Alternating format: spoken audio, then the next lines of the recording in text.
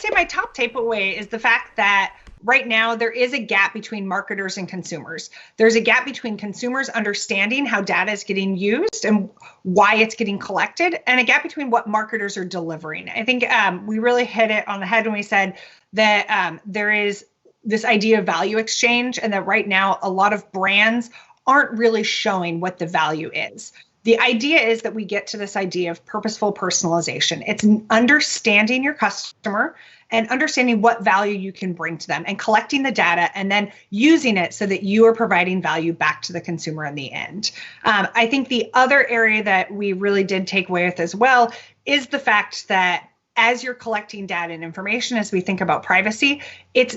the brands that stand out and that really are going to excel in the future are going to be the brands that go above and beyond, not just looking at the bare minimum standard, but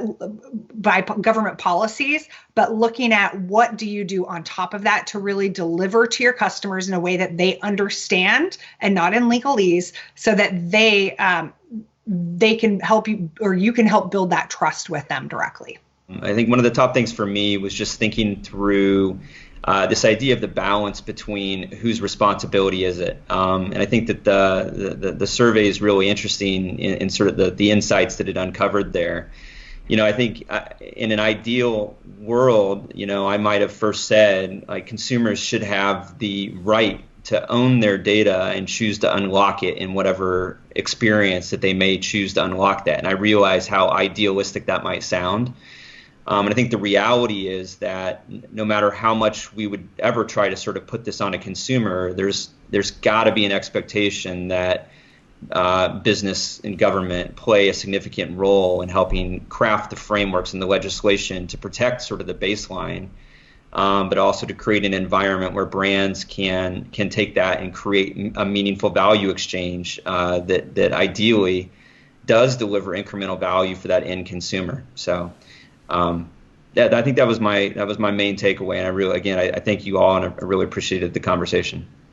My main takeaway from today is the opportunity for brands to interrogate their data and privacy practices, and instead of trying to recreate the past, move on to something better.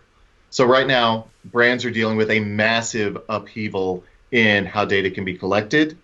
in how transparent they have to be and what their policies are, even in just the basic functionality of data collection as a whole. And this is a massive change, and there's no going back to how it used to be. And at the risk of being grandiose, I'll draw the analogy of the pandemic we're all going through right now, where it's a massive change, it's impacting everyone, and it's something that we're going to have to navigate through. And there's a lot of temptation to